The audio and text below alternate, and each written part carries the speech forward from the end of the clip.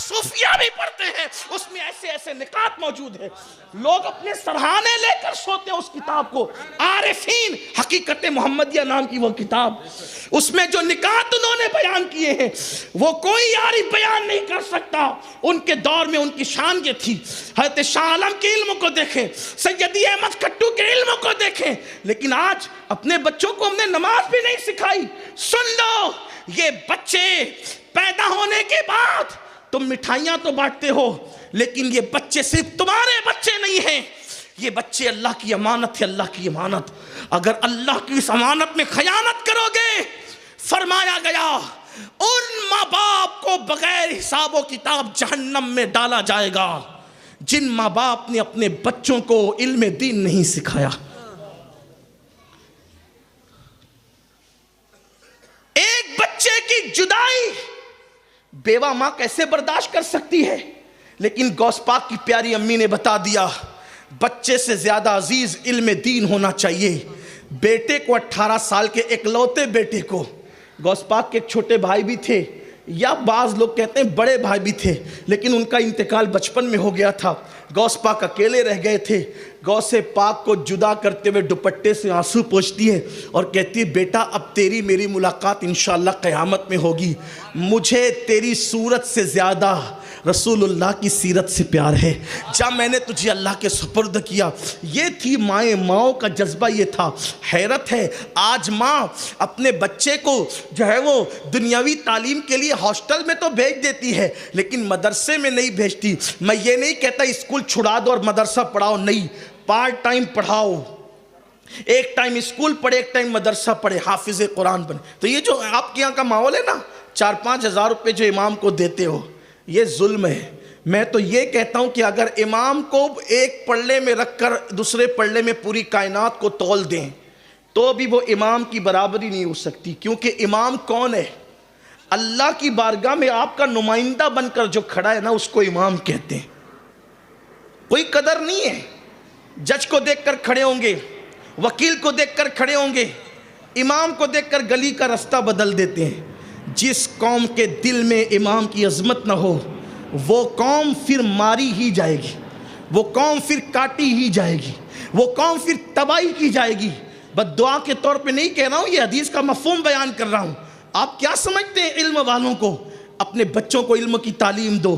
مسجدیں تو مینار آپ نے کروڑ روپے کا بنا دیا، امام کتنے کا رکھا جسے صحیح قرات کرنا بھی نہیں آتی؟ کام چلاؤ امام رکھ دیا، جو جمعہ کی شرائط بھی پوری نہیں کر سکتا، اس کے پیچھے نماز جمعہ ہر بندہ جمعہ پڑھا سکتا ہے؟ پوچھو علماء سے، ہر ایک کے پیچھے جمعہ نہیں ہوتی، امام جمعہ کی شرائط الگ ہیں۔ بلکہ ہمارے بزرگوں نے بیان کیا احناف کے نزدیک وہ شخص جمعہ کا امام نہیں ہو سکتا جو پوری دنیا کے حالات پہ نظر نہیں رکھتا ہو۔ آپ کیا سمجھتے ہیں؟ ہماری جماعت کے ایک بہت بڑے بزرگ ہیں، ان کا جملہ نقل کروں کہ کسی کو بھی اٹھا کر کھڑا کر دیتے، پڑھاؤ جمعہ، نہ آپ کو جمعہ کی اہمیت ہے نہ اس کو جمعہ کی اہمیت ہے، وجہ پیسے بچانے ہیں۔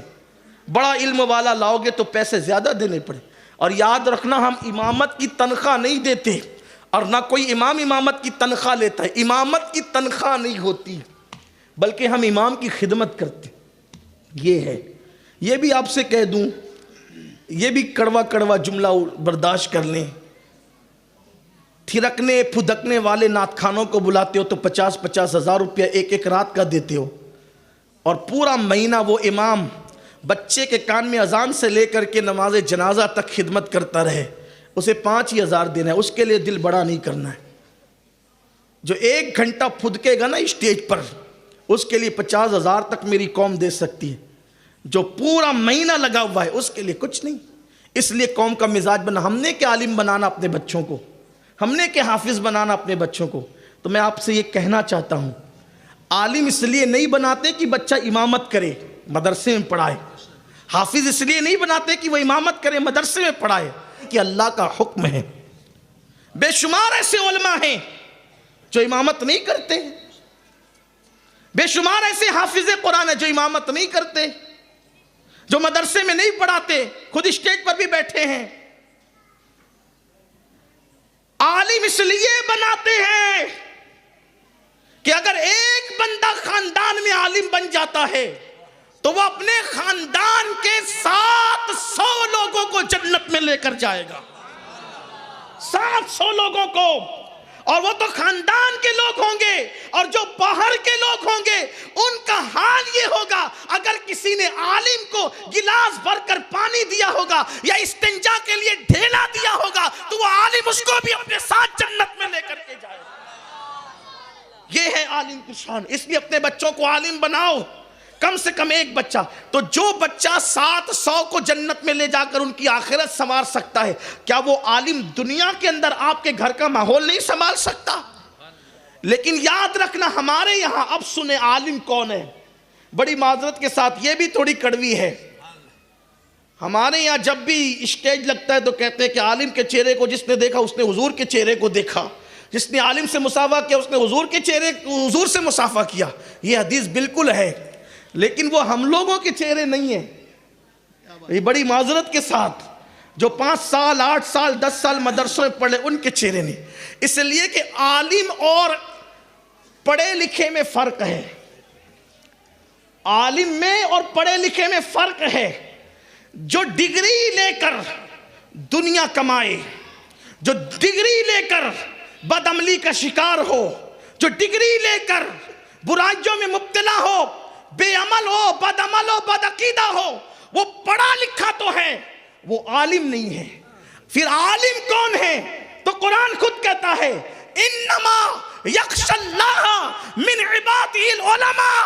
عالم وہ ہے جس کے دل میں اللہ کا ڈر ہے. قدم بعد میں اٹھتا ہے, پہلے سوچتا ہے کہ میرا یہ اٹھنے والا قدم اللہ کو راضی کرے گا کہ ناراض کرے گا. وہ عالم ہے, اس کا چہرہ دیکھو تو مصطفیٰ جان رحمت کا چہرہ دیکھنے کا ثواب مل جاتا ہے.